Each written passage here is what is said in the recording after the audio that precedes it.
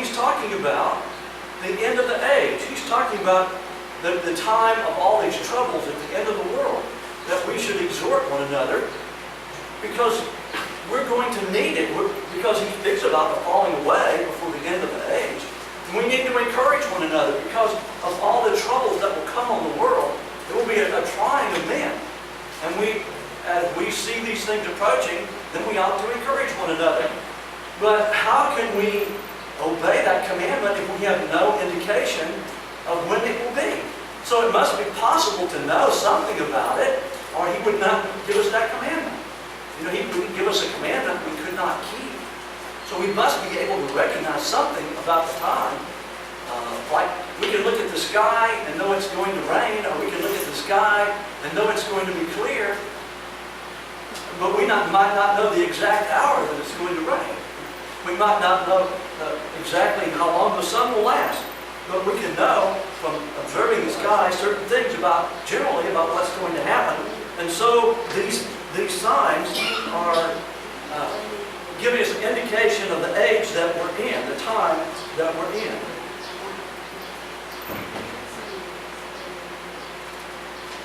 It appears to me that the transition in this chapter is at verse 11. Because in these verses, 1 through 11, Jesus appears to speak of things that are going to happen in the apostles' lifetime. The apostles many of them lived to the end of the first century. John was a very old man. He was in Ephesus in 101 AD. So he was actually in Ephesus in the beginning of the second century. History tells us that Jude, the apostle Jude, lived to be 120.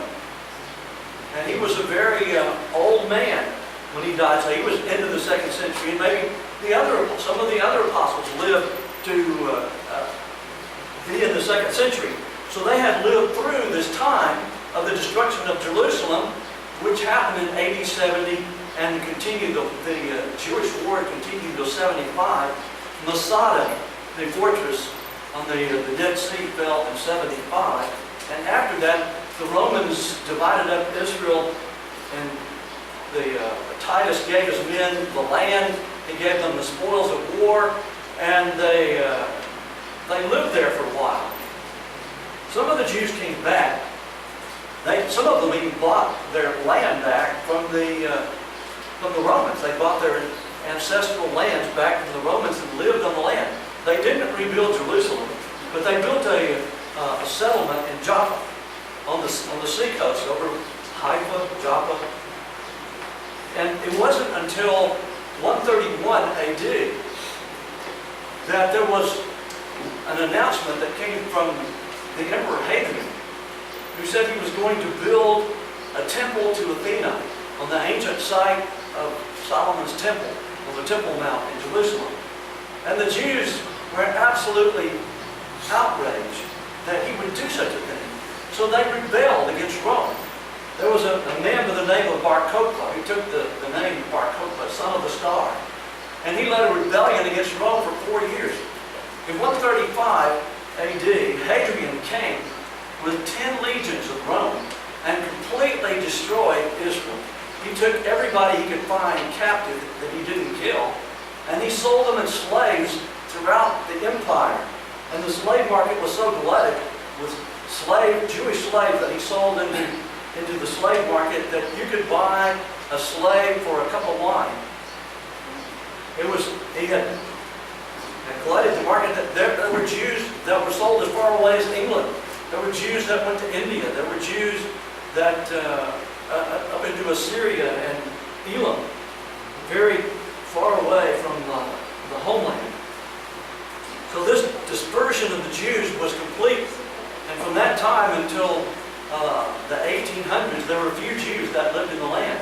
Every time a few Jews tried to come back to Jerusalem, there would be another army that would attack it, and the Jews that were found there would be killed.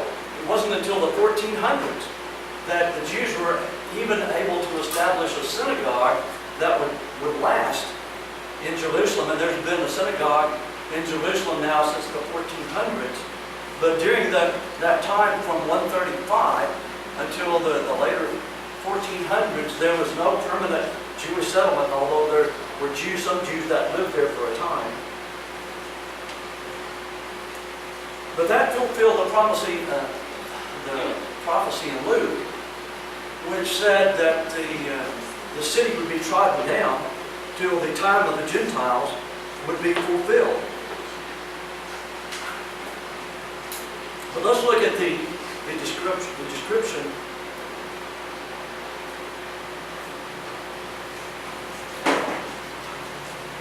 We started at 9, 10, and are you,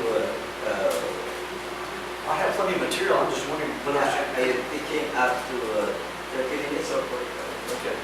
So we got about another 10 minutes.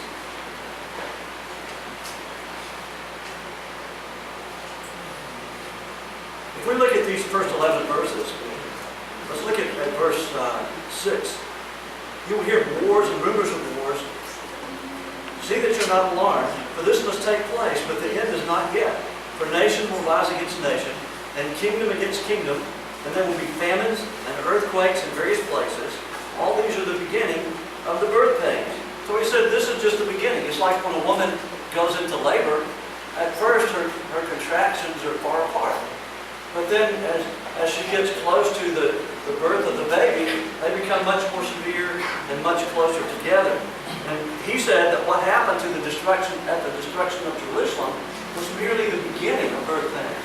That it was this birth process would go on then over the coming years, and indeed we're now getting to the point where the birth pains are close together and becoming severe, and we will be the ones that will experience the trauma of the birth of the kingdom if we live.